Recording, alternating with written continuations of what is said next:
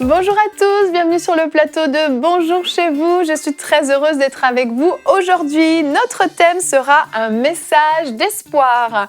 Et comme chaque jour, nous allons commencer avec la pensée du jour. Et aujourd'hui, c'est notre invitée Sylvie Terry qui va nous la porter. Et ensuite, nous aurons notre rubrique Actu avec Anne qui fera le point sur l'état de la traduction de la Bible dans le monde. Voilà, vous connaissez le programme, je file rejoindre les chroniqueurs.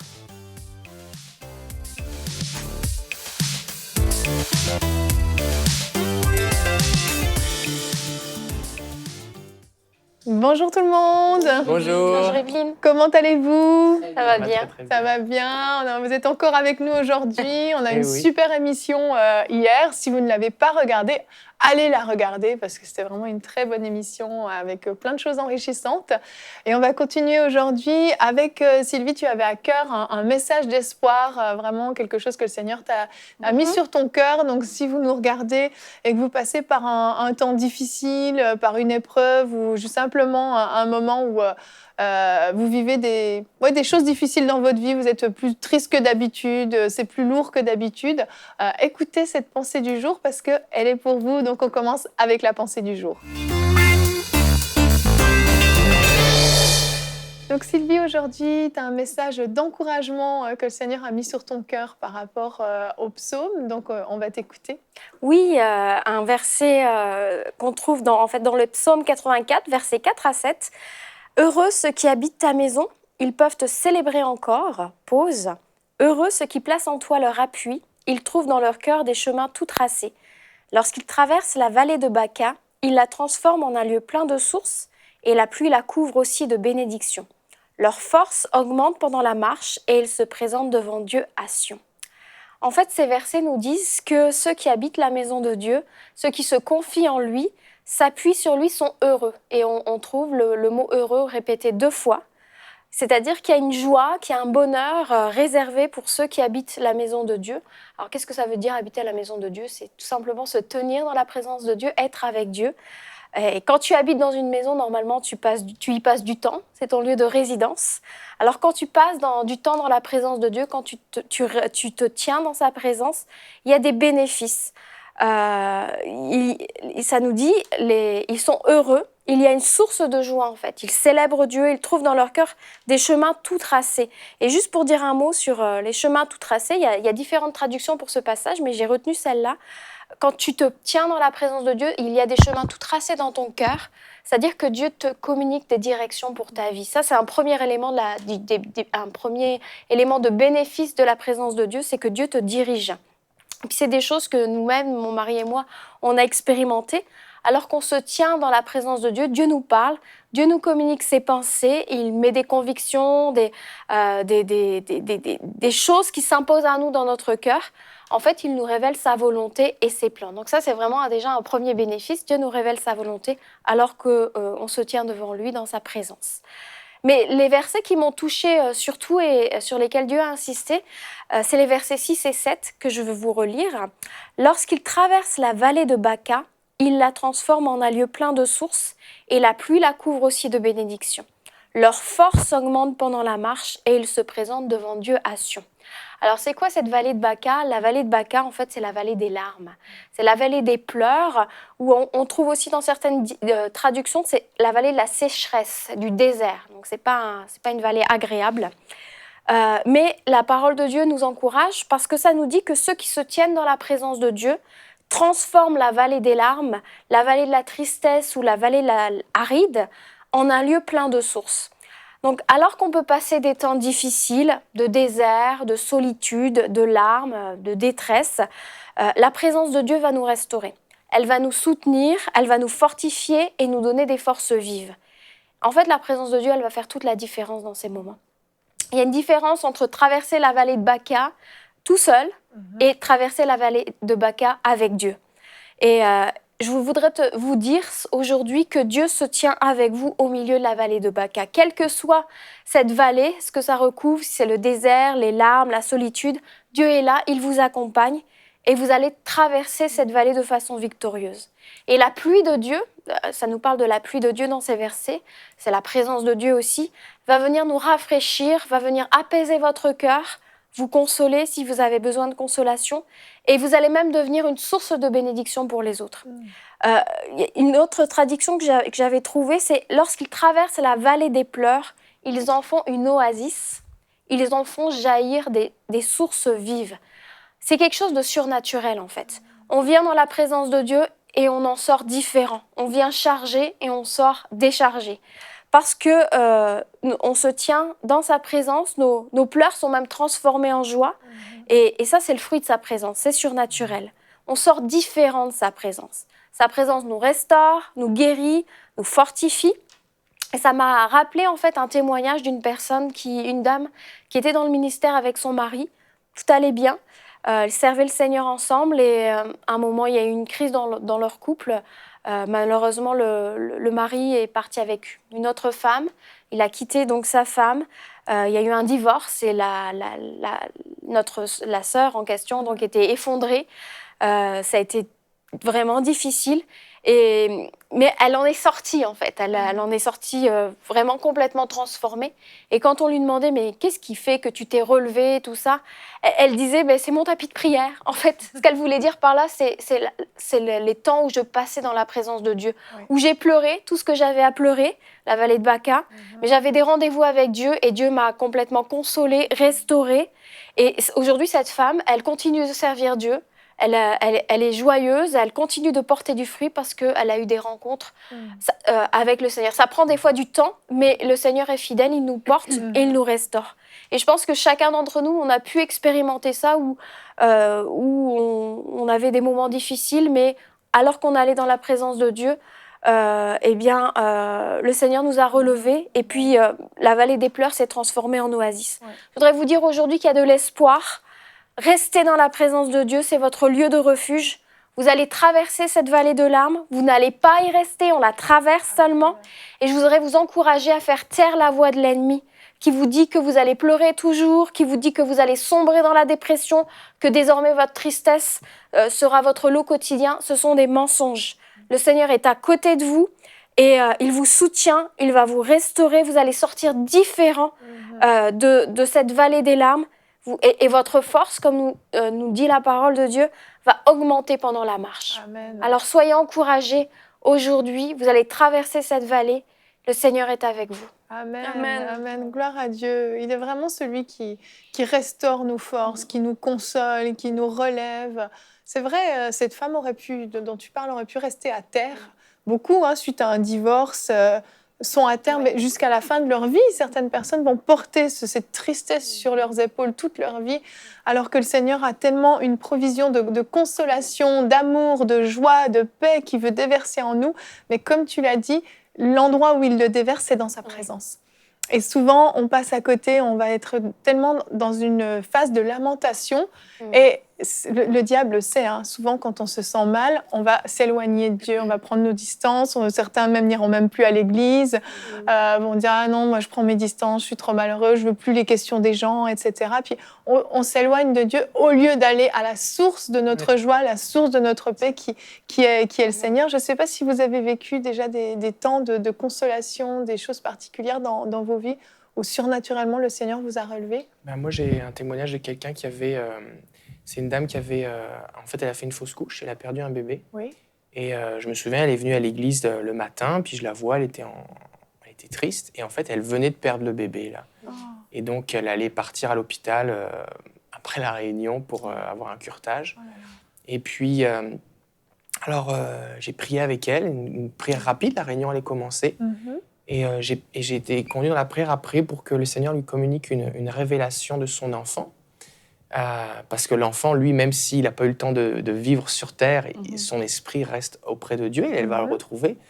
Et pendant la louange, en fait, Dieu lui a donné une vision et elle a vu un fils. Et puis, il avait à peu près une quinzaine d'années. Wow. Et au moment où elle a eu cette vision, elle le voyait bien, comme avec Jésus, tout ça, il y a un poids de tristesse qui est parti.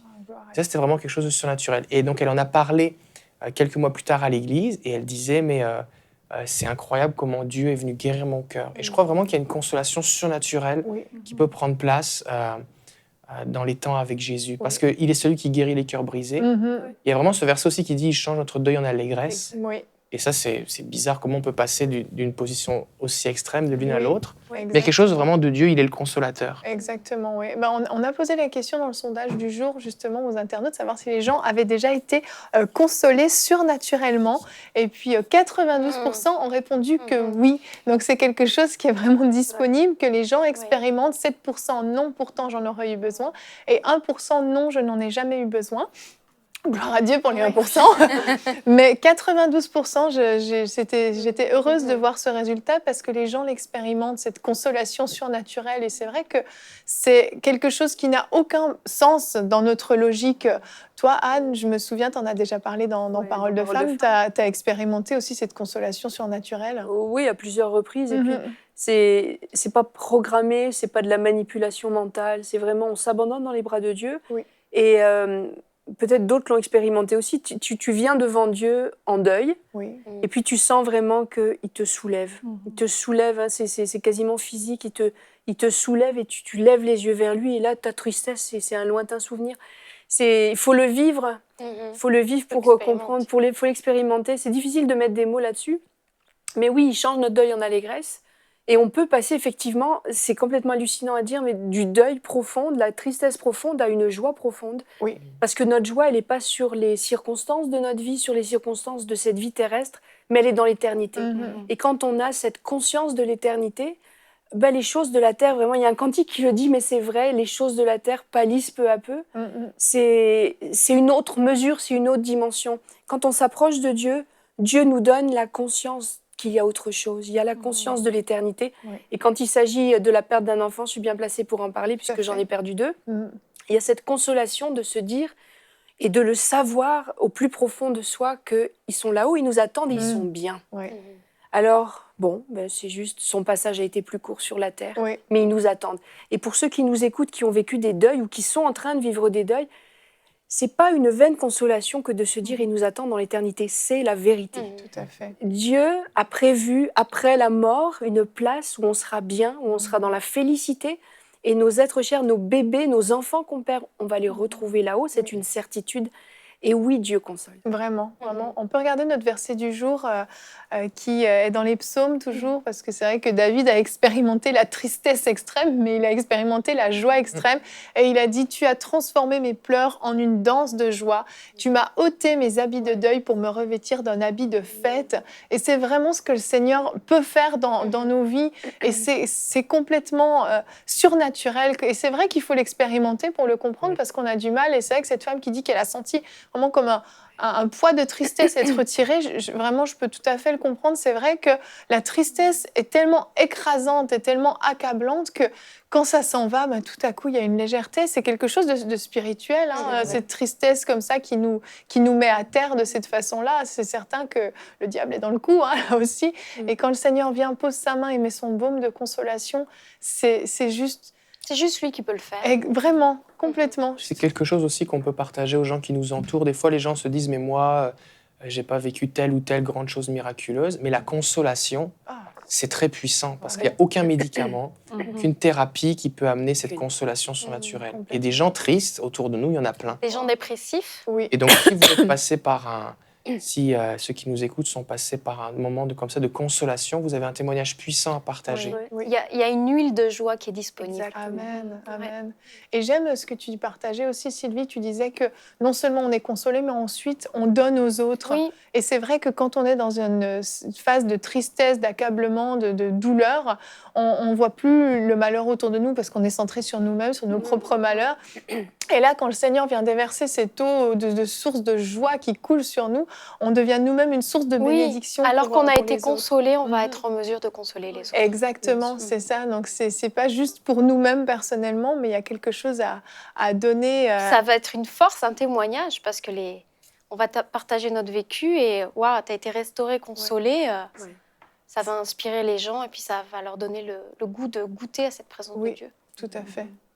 Et je pense qu'il faut avoir ce désir aussi d'être consolé et de se dire, juste d'entendre ces témoignages, d'entendre ce message d'espoir que tu as donné. C'est possible parce que la consolation, c'est comme tu disais, il n'y a pas de médicaments, il n'y a rien, mais c'est tellement invisible quelquefois, et la souffrance est tellement invisible en fait et pas palpable que on peut avoir plus d'incrédulité à croire dans la consolation. On peut croire qu'un membre peut repousser, on peut croire qu'un aveugle peut voir, mais croire que mon âme puisse être consolée, puisse qu'à nouveau je puisse goûter à la joie, que j'ai le goût de vivre, ça peut sembler complètement fou, mais lorsqu'on traverse, et comme tu l'as dit, on traverse juste la vallée de Baca, on la traverse, il y a une issue, et cette issue-là, c'est le bonheur, c'est la joie, c'est la félicité, comme tu dis, et même sur cette terre sans attendre l'éternité, et c'est d'accepter aujourd'hui que le consolateur est là et il veut le faire, et d'accepter de renoncer. Le psaume disait « Il a ôté mon habit de deuil ». C'est d'accepter d'être dévêtu de cet habit de deuil, de perdre peut-être quelque chose qui est devenu une identité tout à aujourd'hui, fait, c'est vrai. pour revêtir, laisser le Seigneur vraiment nous revêtir de cet habit de joie, et puis d'accepter cette identité. Exactement, mais c'est vrai ce que tu dis, hein. C'est vrai qu'il faut laisser le Seigneur agir parce qu'il est là, et il faut faire la démarche d'aller dans sa présence, comme tu le dis, hein. Si on ne fait pas cette Et de démarche, rester dans sa présence jusqu'à ce que les larmes cessent de couler. Oui, en fait. exactement. Pas juste un petit peu de la présence de Dieu, mais prendre le temps qu'il faut, que tout sorte, Vraiment. tout soit évacué, et puis que la joie du Saint-Esprit vienne sur nous. Amen, amen. Donc il y a de l'espoir, je ne sais pas ce par quoi vous passez, le Seigneur le sait, lui c'est certain. Il y a de l'espoir pour vous, c'est vraiment le message central qu'il faut retenir de cette pensée que Sylvie nous a apportée. Il y a de l'espoir pour vous, il n'y a aucun cas qui est impossible pour le Seigneur, votre cœur est consolable encore, même si vous pensez non, moi c'est fini, c'est trop, la tristesse m'a rongé, l'amertume m'a rongé, c'est fini pour moi, c'est pas vrai. Le Seigneur peut de façon complètement surnaturelle et miraculeuse, vous relever, j'ai envie de dire, d'une seconde à l'autre. C'est possible là, maintenant, tout de suite, c'est possible. Le Seigneur peut vous relever à l'instant même où vous nous entendez discuter.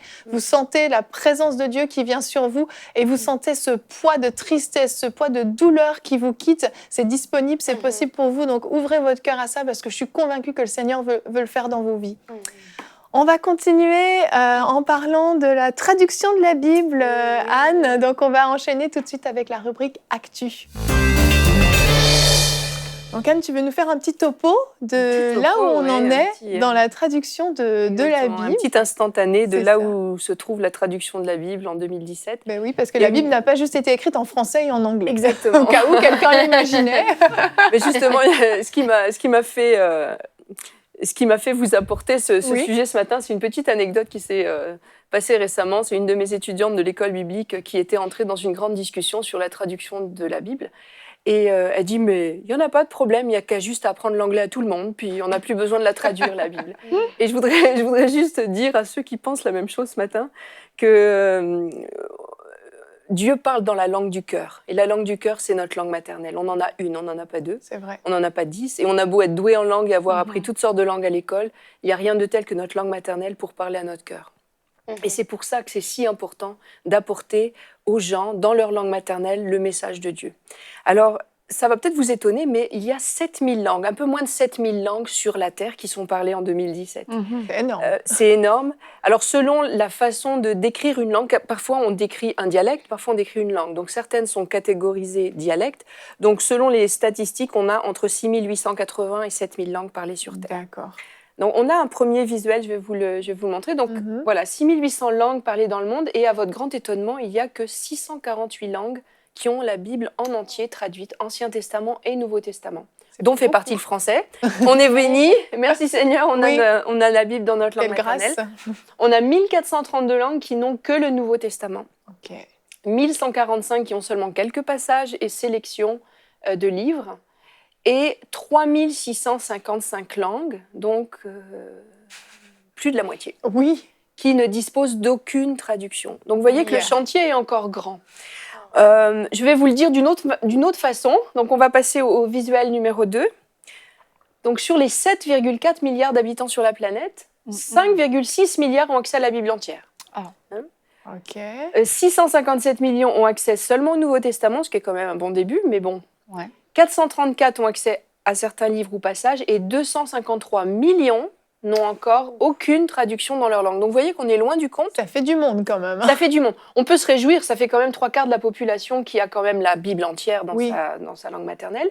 Mais il y a quand même 253 millions. Ça représente quoi, 253 millions 253 millions, c'est un peu moins que la population des États-unis. Ouais. Donc pour vous se rendre compte. Ça donne une idée, c'est quand même beaucoup. Oui, c'est quand même beaucoup de souvent. gens. Et donc effectivement, les langues majeures comme le français, l'anglais, le chinois ont déjà l'espagnol, ont déjà leur langue, la Bible dans leur langue. Mais il reste beaucoup de petites langues. Et quand je dis petites langues, ça peut être 20 000 personnes, 15 000 personnes, et même jusqu'à 400 personnes. On a certaines langues, on va le voir un peu plus loin dans la rubrique, qui ont juste 400 locuteurs, donc 400 personnes qui parlent cette langue-là, mais n'ont pas la parole de Dieu dans leur langue. Donc on veut parler à leur cœur, on veut qu'ils aient accès au message de Dieu dans leur langue. Et même les 434 millions qui ont seulement certains passages dans le livre, c'est très peu aussi quand même. C'est très peu, parfois. Bon, souvent, dans les programmes de traduction biblique, on va commencer par le Nouveau Testament. Donc, ils vont avoir la lettre aux Philippiens, ils vont avoir les Actes des Apôtres. Philémon. Tu rigoles, mais j'avais une amie qui était traductrice. Ouais, elle avait commencé par Philémon, parce que ça lui faisait une petite mise en jambe pour la suite. On va voir aussi d'autres statistiques qui sont intéressantes. Parce que vous allez me dire, mais sur quel continent ? On a l'impression que, en Europe, par exemple, tout le monde a la Bible. Eh bien non. En Europe, il y a sur 275 langues, ça va peut-être vous étonner, mais encore 46 n'ont pas la traduction. Ah oui, quand même. Les Amériques, on a 949 langues et 79 qui n'ont encore aucune Bible dans leur langue. Bon, c'est majoritairement des langues qui sont parlées par des populations en Amérique du Sud, surtout. Voilà. Parce que d'une manière générale, en Amérique du Nord, tout a été traduit. Les langues cri, par exemple, algonquins ont leur Bible. Mais c'est surtout en Amérique centrale et du Sud. Dans la zone Pacifique, il y a encore beaucoup de travail. 1276 langues, seulement 391 ont une Bible en entier. D'accord. Non, pardon. Non. Sont en attente de traduction. Pardon, lapsus. Donc 391 langues n'ont pas encore de Bible et sont en attente d'un programme. En Asie, c'est 547 langues qui n'ont pas de Bible en entier sur 269 langues au total. Et en Afrique, c'est ceux qui ont encore le plus besoin, 715 langues qui restent en attente d'un programme de traduction sur 2118 langues. Donc il y a encore beaucoup de travail. Pour ceux qui pensaient que tout le monde avait accès à la Bible dans leur langue, eh bien non. La preuve que non. Il y a encore beaucoup de travail. Ça avance vite par contre, mais il y a encore beaucoup de travail. Par exemple, en Australie, vous allez me dire, en Australie, tout le monde parle anglais. Annabelle, tout le monde parle anglais en Australie. Eh bien non, tout le monde ne parle pas anglais. Dans le bush australien, il doit y avoir... Dans le bush australien, exactement, vous serez surpris d'apprendre qu'il y a 230 langues rien qu'en Australie. Waouh. 230 langues. Je ne parle pas des dialectes ou des petites langues cousines. Je parle de langues étiquetées comme langues par les linguistes. 230 langues, oui. Wow. Et la moitié seulement ont la Bible traduite. Annabelle soupçonne un mensonge, là. Je vais aller vérifier tes sources. Mais tu peux. Et justement, j'ai deux petits exemples. Donc, il y a le peuple Aliawar qui habite à 250 km au nord-est d'Alice Springs. Donc, pour ceux qui connaissent les images d'Australie, là, vous savez, l'image typique d'Australie avec le gros rocher Ayers Rock. Bon, c'est dans ce coin-là. Il y a 2250 personnes qui parlent cette langue-là, Aliawar. Il y a seulement 4 livres de l'Ancien Testament et 11 livres du Nouveau Testament.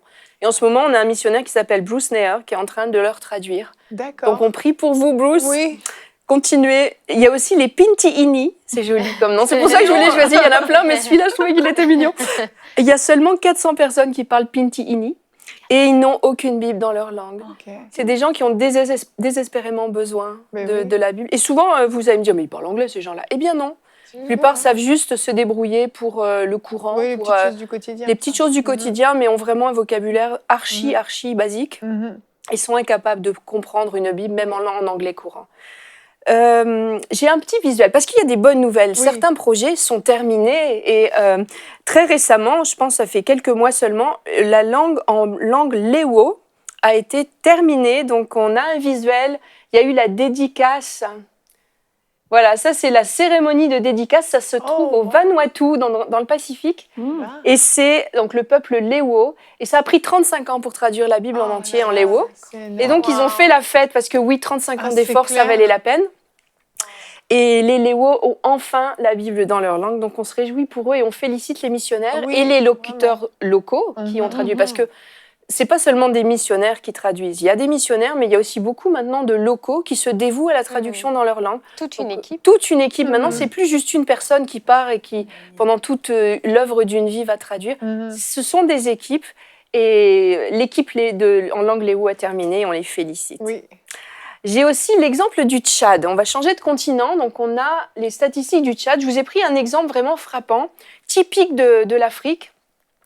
12,8 millions d'habitants avec les 2 langues officielles français et arabe, une langue de communication avec laquelle les gens peuvent échanger jour après jour, l'arabe tchadien, qui est quand même éloigné de l'arabe officiel. D'accord. Il y a 132 langues au total, dont 74 n'ont encore pas de Bible. Ça fait encore beaucoup de travail. Oui. 29 ont le Nouveau Testament en entier, 16 ont seulement des passages de la Bible et 13 ont la Bible complète. Donc il y a on un a autre problème, je vois, qui se rajoute avec le taux Tolf. d'alphabétisation. Alors je vais y venir un 4%, peu plus loin dans ma Ok. rubrique. Effectivement, comme tu le dis, le taux d'alphabétisation qui est souvent très bas dans ces pays concernés, dans ces peuplades-là, est un obstacle à la diffusion de la Bible. Oui. Donc ça sert à rien d'avoir une belle Bible, c'est dur à dire, Oui. belle Bible traduite quand personne ne peut la lire. Et l'alphabétisation et la traduction de la Bible sont 2 programmes qui travaillent main dans la main, qui D'accord, fonctionnent main ouais. dans la main. Ben oui. On n'a pas de programme de traduction sans programme d'alphabétisation. Et c'est souvent par là qu'on commence. Souvent, j'explique que la traduction biblique, ça commence pas sur les chapeaux de roue, j'arrive et je commence à traduire avec mon petit stylo, mon papier.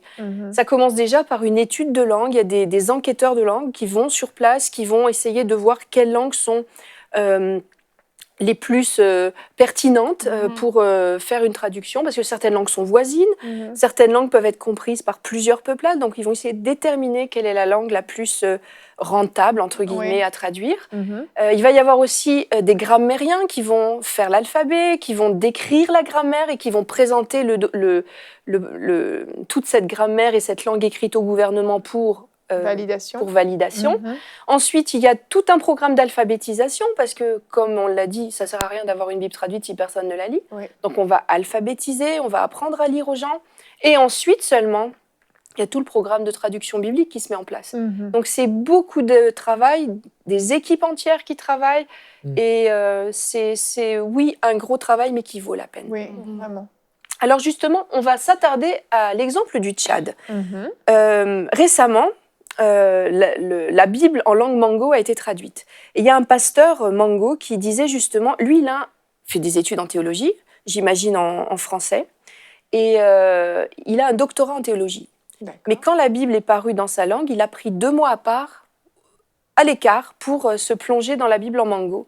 Et il en est ressorti qu'il était émerveillé. Il a dit, c'est comme une illumination, il y a des passages que je n'avais jamais compris, malgré son doctorat de théologie, et qui enfin se sont éclairés parce qu'il l'a lu dans sa langue maternelle. Donc, comme quoi, c'est important, vraiment. C'est vraiment important. Donc, vous voyez, c'est quelqu'un qui est lettré, qui connaît, j'imagine, au Tchad, c'est surtout le français et l'arabe, donc qui parle très bien, qui a été capable de faire un doctorat dans une autre langue que sa langue maternelle, mais qui n'était pas complètement apte à saisir les raffinements de la parole de Dieu. Exactement. Et dans sa langue maternelle, tout s'est illuminé. Donc ça vaut vraiment la peine. La langue dans laquelle Dieu nous parle, c'est la langue du cœur. Et il faut absolument que chacun ait la Bible dans sa langue. Oui.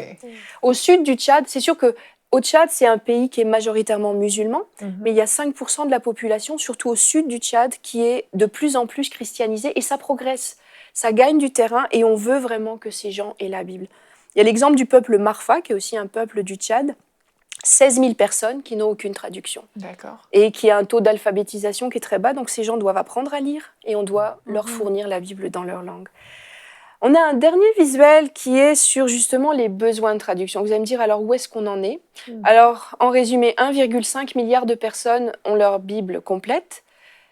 2667 traductions sont en cours. Il y a des équipes dans 2267 langues qui sont en train de travailler à l'heure où je vous parle. 1700 autres langues ont besoin d'un programme de traduction et sont en demande. Vous voyez, c'est si déjà vous avez la vocation, il y a de la place pour du travail. Il y a beaucoup de chantiers en cours quand même, c'est encourageant. Beaucoup de voir chantiers que en cours. Ça se fait. Et puis vous allez me dire, si vous êtes interpellé par ce besoin, mais comment est-ce que je peux aider ? Oui. Il y a 3 façons d'aider. D'abord en priant, parce que vous savez très bien que sur quelques finasseries de la parole de Dieu, des églises vont se diviser. Oui. Donc il faut que les traducteurs soient inspirés par l'Esprit de Dieu Vraiment. pour donner le mot juste, l'expression juste qui va toucher le cœur des gens sans tordre le sens. Exactement. Donc c'est un enjeu majeur.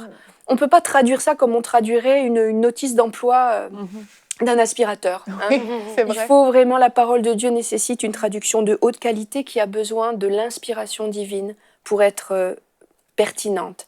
Maintenant, vous pouvez aussi vous impliquer directement. Si vous avez, il y a toutes sortes de talents, hein. On croit juste un traducteur, mais non, ça va beaucoup plus loin. On peut, oui, avoir besoin de traducteurs, on a besoin d'informaticiens, parce que maintenant, il y a des programmes qui permettent de réduire considérablement la durée de traduction d'une Bible complète. Il y a des spécialistes du grec, de l'hébreu, qui vont faire l'exégèse, qui vont vérifier que le sens est exact. Il y a des enseignants pour l'alphabétisation. Si vous avez un talent pour l'alphabétisation, il y a des besoins de secrétaires, pour des gens qui font tout le travail d'édition aussi. Il y a besoin de comptables et même de pilotes. J'ai mon gendre qui travaille avec les pilotes qui justement assure toute la logistique pour les équipes de traducteurs sur place. Donc, il y a toutes sortes de talents. Donc, laissez Dieu vous parler. Puis, si c'est votre cas, si vous vous sentez interpellé, mettez ça devant Dieu parce qu'il y a encore beaucoup de besoins. Puis, vous pouvez donner parce que vous vous doutez bien que tous ces programmes-là ont un coût et un gros coût. Donc, vous pouvez prier, donner, vous impliquer et donner généreusement pour ces programmes. Et puis, soyez reconnaissants pour la Bible que vous avez, ou les Bibles, peut-être vous en avez une pleine bibliothèque, parce que c'est une grâce de Dieu d'avoir la Bible dans sa langue maternelle. Et moi, je connais par exemple l'anglais, mais l'anglais m'a jamais parlé comme le français. Le français est la langue de mon cœur, et quand Dieu me parle en français. Wow. Merci beaucoup, Anne. Je pense qu'en l'écoutant, on se souvient tous de ces images de ces Chinois ou d'autres pays qui tout à coup reçoivent des Bibles traduites dans leur langue et tellement de joie, tellement... Puis c'est vrai que nous, on est là, on a grandi avec des Bibles dans nos mains et puis ça paraît tellement naturel, mais en fait, ils ont célébré 35 ans de traduction quand même là dans le Pacifique. J'ai oublié le nom. C'est les Léo, au Vanuatu. Vanuatu. C'est le Ça, je Vanuatu. connais le Vanuatu. Vanuatu, voilà. Donc c'est extraordinaire, c'est vrai que c'est un travail colossal. Personnellement, je ne sais pas vous, mais vous saviez à quel point c'était beaucoup de travail? Oui. Je vais me tourner vers mes amis. C'est vraiment Et nous, impressionnant. ses amis. Moi, je me souviens, à un moment, on a une jeune femme qui est venue présenter un projet. Elle traduit donc la Bible en Sibérie, pour un peuple là-bas. Et c'était impressionnant de voir le travail que c'est de commencer par des petits textes, valider que les personnes locales comprennent, c'est bien compris. Ensuite de ça, il y a l'édition. Puis là, on est content d'avoir Différentes sorti étapes. quelques paraboles. Puis après ça, c'est un processus de tellement de C'est longue haleine. colossal. Ah oui, vraiment. Et des fois, même, il y a des équipes qui se relayent. Hein. C'est pas la même personne qui fait ça tout au long de sa vie. Et je crois vraiment que c'est important d'avoir cette compréhension que tout le monde n'est pas appelé à la même chose. Et il y a vraiment des talents très spécifiques. Ouais, c'est ça. Peut-être des gens, vous êtes en train de nous regarder, vous étudiez spécifiquement dans les langues, Dieu vous a donné un don à ce niveau, et il va vous utiliser. Et si vous êtes, je crois, pendant que tu partageais, je sentais vraiment la présence de Dieu. Je crois vraiment qu'il y a des gens, Dieu vous appelle à traduire. Amen. Alors peut-être que vous n'aurez pas une Bible comme Louis II qui va porter votre nom, parce que ça va être une équipe, C'est ça. mais vous allez vraiment avoir un impact sur des générations. Hein. Et ça commence par la parole de Dieu qui arrive dans la langue, et ensuite de ça, le réveil, l'évangélisation c'est peut prendre sûr. place. Tant qu'il n'y a pas la Bible, c'est difficile. Exactement. Tout à fait. C'est combien de temps maintenant pour traduire Mais ça dépend, là tu vois en Léo, ils ont mis 35 ans. Moi je sais que quand j'ai fait ma formation Wycliffe, on m'avait dit qu'avec les programmes de traduction assistée, maintenant ils arrivaient, en tout cas c'était leur objectif, de réduire à 5 ans. D'accord. Mais on le voit avec les Léo, ça a pris quand même 35 ans. Ben Donc oui. c'est quand même un travail de très longue haleine. Et c'est sûr que plus l'équipe est nombreuse et qualifiée, plus le temps va être réduit. Mais on peut, dans les sujets de prière, on peut prier aussi pour qu'il y ait les obstacles administratifs qui soient levés. Parce que les gouvernements locaux, parfois, ont des exigences quasiment impossibles à satisfaire. Atteindre, oui. Il y a toutes sortes d'administrations qui bloquent, et on ne peut pas venir la bouche en cœur avec notre bon cœur Mais et non. faire notre traduction. Il y a besoin il y a besoin d'argent, mais il y a aussi besoin de toute cette huile sociale. Il faut qu'on soit accepté dans le peuple où on arrive. Il faut Oui. que les chefs de clan, les chefs de village nous acceptent. Il y a de gros défis que Vraiment rencontrent un travail missionnaire. Ah, complètement. c'est un Ouais, travail missionnaire vraiment. et ils ont besoin de nos prières. Oui. Ils ont vraiment, les traducteurs locaux ont besoin de nos prières. Et si vous avez à cœur de prier pour des associations comme la Wycliffe, Oui. Mais il y en a d'autres, hein. Il y a l'Alliance biblique, il y a d'autres programmes qui se chargent de traduction. Si vous avez à cœur, allez sur leur site internet. Il y a des sujets de prière, il y a des noms de missionnaires, des noms de peuples pour lesquels on peut concrètement... Il n'y a rien de tel que la prière concrète. Je prie pour le peuple Léo, pour Bruce Nair qui traduit. Il faut des noms, il faut des choses concrètes. Et puis, attelez-vous à la tâche. Prenez à cœur un peuple, prenez à cœur un missionnaire et priez pour eux parce qu'ils en ont besoin. Et c'est un enjeu parce qu'on sait que Jésus reviendra quand toute la création aura entendu. Donc, c'est un enjeu même pour nous, pour vos enfants, pour vos petits-enfants. Priez pour eux parce que c'est un enjeu de génération. Ah, tout à fait.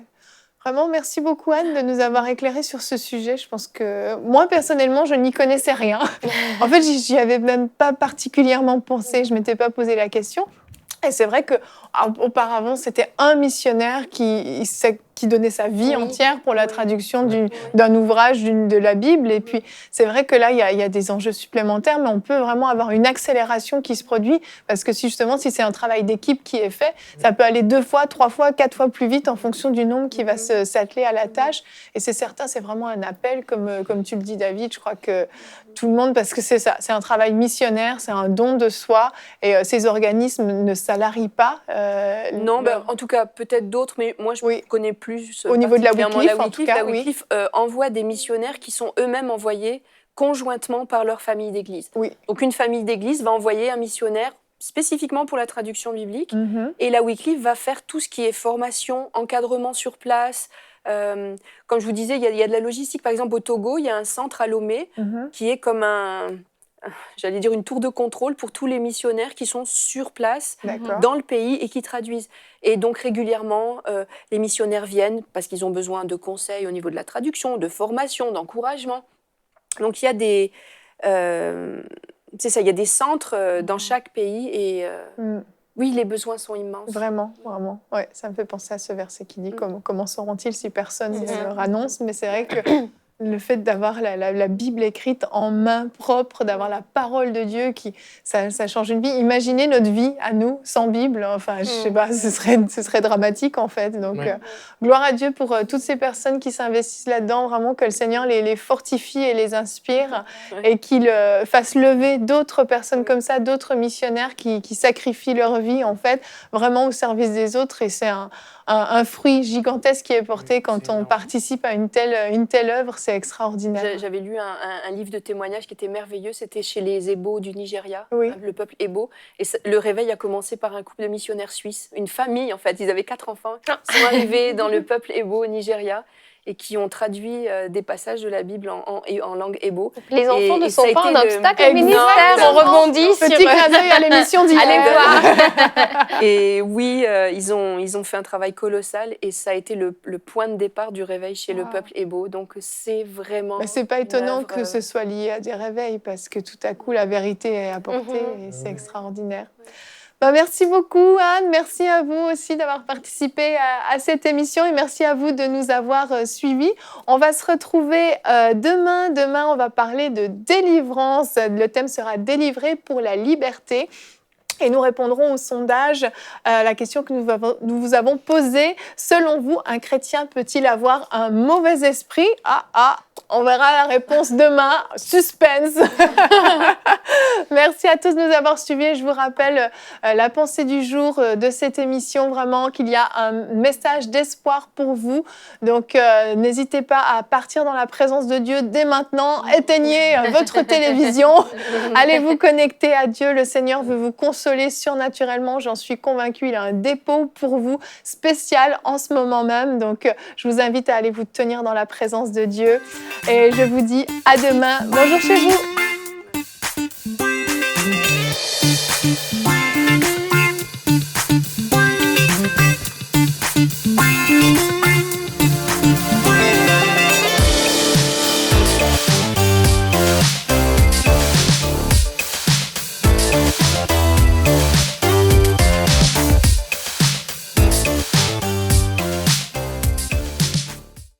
Cette émission a pu être réalisée grâce au précieux soutien des partenaires d'Enseignement Canal International. Retrouvez tous nos programmes sur emcitv.com.